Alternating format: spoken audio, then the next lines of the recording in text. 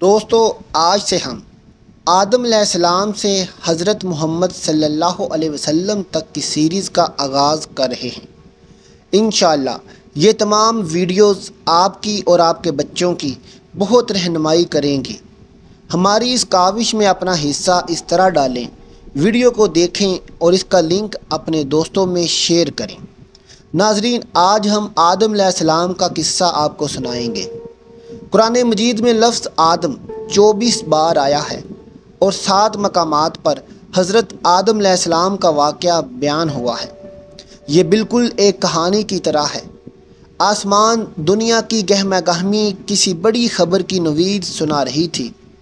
جوں جوں وقت گزرتا جا رہا تھا، تسبیح و تہلیل میں مصروف فرشتوں کے تجسس اور بے چینی میں اضافہ ہوتا جا رہا تھا۔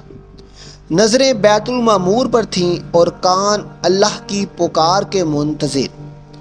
بالآخر انتظار کی گھڑیاں ختم ہوئیں اور رب ذوالجلال کا حکم فضا میں بلند ہوا، میں زمین پر اپنا نائب بنانے والا ہوں۔ فرشتے اس فیصلے پر حیران تھے اور متعجب بھی۔ اللہ تعالیٰ نے حضرت جبرائیل کو حکم دیا کہ کرہ ارض سے مٹی لے کر آؤ۔ حضرت ابو موسیٰ اشعری رضی اللہ تعالیٰ عنہ سے روایت ہے کہ نبی کریم صلی اللہ علیہ وسلم نے ارشاد فرمایا، اللہ تعالیٰ نے حضرت آدم علیہ السلام کو ایک مٹھی خاک سے پیدا فرمایا۔ یہ مٹی تمام روئے زمین سے حاصل کی گئی تھی۔ یہی وجہ ہے کہ حضرت آدم کی نسل میں مختلف رنگ و زبان کے لوگ پیدا پائے جاتے ہیں۔ جب اللہ نے آدم علیہ السلام کو پیدا فرمایا اور ان میں روح پھونکی تو ان کو چھینک آئی، جس پر انہوں نے الحمدللہ کہا۔ یوں سب سے پہلے ان کے منہ سے اللہ کی حمد نکلی۔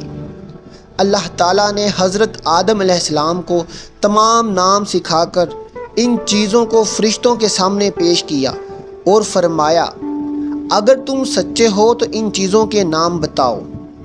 انہوں نے کہا، اے اللہ، تیری ذات پاک ہے، ہمیں معلوم نہیں سوائے اس کے جو تو نے ہم کو سکھایا ہے۔ بے شک آپ بڑے علم و حکمت والے ہیں۔ پھر اللہ نے حضرت آدم علیہ السلام کو حکم دیا کہ ان چیزوں کے نام بتا دو، سو انہوں نے سب چیزوں کے نام بتا دیے۔ اللہ تعالیٰ نے فرمایا، دیکھو، میں نے تم سے نہ کہا تھا کہ میں زمین و آسمان کی تمام پوشیدہ چیزوں سے واقف ہوں؟ میں ان باتوں کو بھی جانتا ہوں جن کو تم ظاہر کر دیتے ہو اور جن کو تم دل میں رکھ لیتے ہو۔ حق تعالیٰ نے تمام فرشتوں کو حکم دیا کہ آدم علیہ السلام کو سجدہ کرو، تو ابلیس کے سوا سب نے سجدہ کیا۔ اس نے انکار کر دیا اور تکبر کیا اور وہ کافروں میں ہو گیا۔ اللہ تعالیٰ نے ابلیس سے پوچھا، جب میں نے تجھ کو حکم دیا تھا تو کس چیز نے تجھ کو سجدے سے باز رکھا؟ اس نے کہا، میں اس سے افضل ہوں۔ تو نے مجھے آگ سے پیدا کیا ہے اور اسے خاک سے۔ اللہ نے فرمایا، تو بہشت سے اتر جا، تجھے حق نہیں کہ تو یہاں رہ کر غرور کرے، پس یہاں سے نکل جا، دفع ہو جا، بے شک تو ذلیلوں میں سے ہے۔ اس نے کہا، مجھے اس دن تک مہلت عطا فرمائیے جس دن قیامت آئے گی۔ اللہ نے شیطان کو مہلت عطا فرما دی تو اس نے کہا، اب میں تیرے بندوں کو قیامت تک بہکاؤں گا۔ اس کے بعد آدم علیہ السلام جنت میں رہنے لگے۔ یوں تو جنت میں تمام آسائشیں نعمتیں موجود تھیں، لیکن اس کے باوجود حضرت آدم علیہ السلام تنہائی اور اجنبیت محسوس کرتے تھے۔ چنانچہ اللہ تعالیٰ نے ان کی تنہائی دور کرنے کا بندوبست فرماتے ہوئے حضرت حوا کو ان کی پسلی سے پیدا کر دیا۔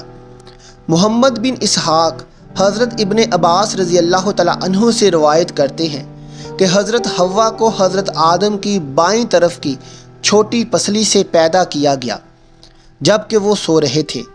پھر اللہ نے حضرت آدم علیہ السلام کو حکم فرمایا کہ وہ اور ان کی بیوی جنت میں سکون فرمائیں اور فرمایا، جہاں سے چاہو بلا روک ٹوک کھاؤ، لیکن اس درخت کے پاس نہ جانا ورنہ ظالموں میں سے ہو جاؤ گے۔ روایت میں ہے کہ حضرت آدم علیہ السلام 100 سال یا 60 سال تک جنت میں رہے۔ اس عرصے میں دونوں پر جنت کے کسی بھی حصے پر جانے کی پابندی نہ تھی سوائے شجر ممنوعہ کے۔ شیطان اب ان دونوں کا کھلا دشمن تھا اور اپنی سزا کا بدلہ لینے کے لیے بے قرار تھا۔ اس کے شدید خواہش تھی کہ یہ اللہ کے حکم کی خلاف ورزی کریں۔ پھر شیطان نے ان دونوں کے دلوں میں وسوسہ ڈالا تاکہ ان کی شرمگاہیں جو ایک دوسرے سے پوشیدہ تھیں بے پردہ ہو جائیں۔ اس نے انہیں کہا، تمہارے رب نے تم دونوں کو اس درخت سے اس لیے منع فرمایا کہ کہیں یہ پھل کھا کر تم دونوں فرشتے نہ ہو جاؤ یا کہیں ہمیشہ زندہ رہنے والوں میں سے نہ ہو جاؤ۔ شیطان کی ان باتوں نے حضرت حوا کو بڑا متاثر کیا اور اس کو ان پر سوچنے پر مجبور کر دیا۔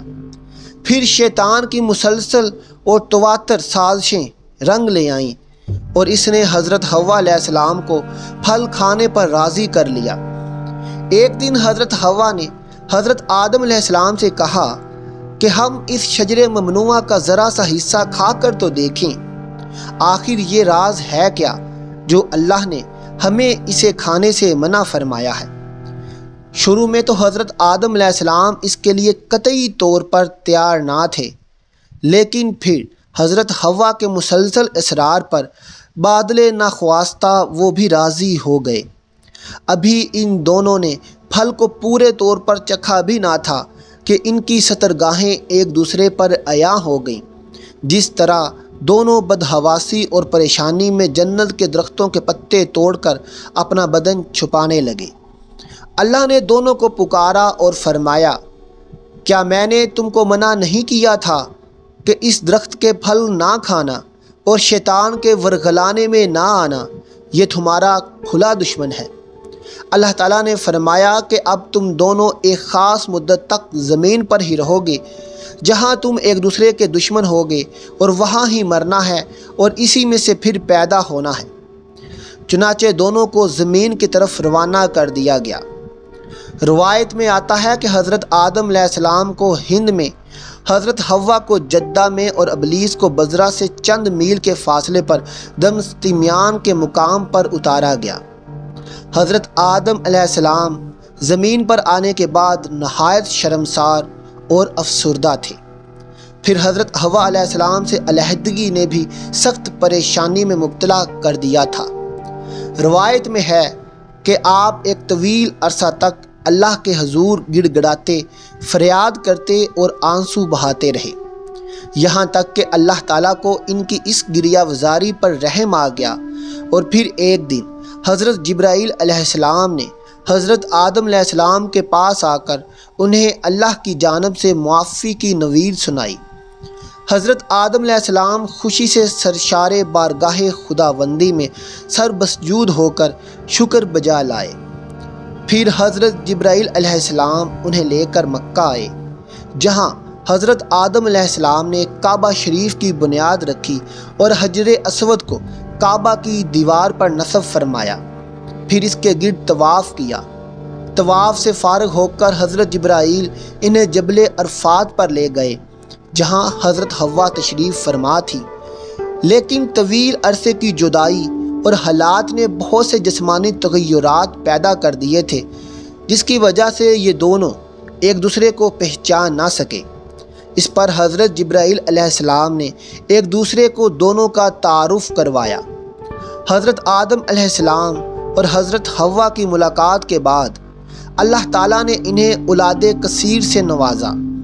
حضرت حوا علیہ السلام جب امید سے ہوتی تو ایک لڑکا اور ایک لڑکی پیدا ہوتے، جب دوبارہ امید سے ہوتی تو پھر ایک لڑکا اور ایک لڑکی ہوتے۔ پہلے والے لڑکے کی شادی دوسری مرتبہ والی لڑکی سے اور دوسرے والی کی لڑکی کی شادی پہلے والے کے لڑکے سے ہو جاتی۔ اس طرح یہ سلسلہ جاری رہا۔ یہاں سے پھر زمین پر انسانی زندگی کا آغاز ہوا اور انسان آہستہ آہستہ بڑھتے گئے۔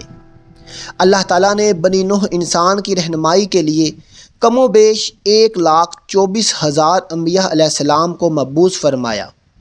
انبیاء کرام کی بعثت کا سلسلہ حضرت آدم علیہ السلام سے شروع ہوا اور اللہ تعالیٰ نے اس مبارک سلسلے کا اختتام حضرت محمد صلی اللہ علیہ وسلم کی ذات اقدس پر کیا۔ آپ خاتم النبیین ہیں۔ قرآن کریم میں متعدد انبیاء کرام کے اسم گرامی مذکور ہیں، جبکہ بعض انبیاء کرام علیہ السلام کے نام احادیث مبارکہ میں بھی ملتے ہیں۔ ان برگزیدہ ہستیوں نے ایک طرف لوگوں کو اللہ کے پیغام سے روشناس کروایا تو دوسری طرف خود کو نمونے کے طور پر پیش کیا تاکہ ان کی پیروی سے دنیا اور آخرت میں کامیابی حاصل کی جا سکے۔ ناظرین، روایت میں آتا ہے کہ آدم علیہ السلام نے 950 سال یا 1000 سال تک کی عمر پائی، اس کے بعد اپنے حقیقی دنیا میں اللہ تعالیٰ سے جا ملے۔ ناظرین، آج کی ویڈیو میں اتنا ہی۔ پروفٹ سٹوری دیکھنے کے لیے ہمارے چینل کے ساتھ جڑیے رہیے گا۔ انشاءاللہ بہت جلد ایک دوسری سٹوری لے کر آپ کے لیے حاضر ہوتے ہیں۔ تب تک کے لیے اجازت دیجیے۔ اللہ حافظ۔